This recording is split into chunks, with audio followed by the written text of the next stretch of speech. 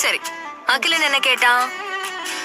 அகில் சப்பாத்தியும் நூடுல்ஸும் கேட்டான். சப்பாத்தியும் நூடுல்ஸும் இல்ல, சப்பாத்தி நூடுல்ஸ்.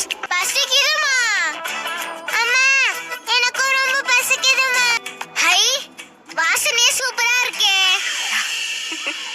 சாப்பிட்டேனா இன்னும் சூப்பரா இருக்கும். இது வித்தியாசமா இருக்கே.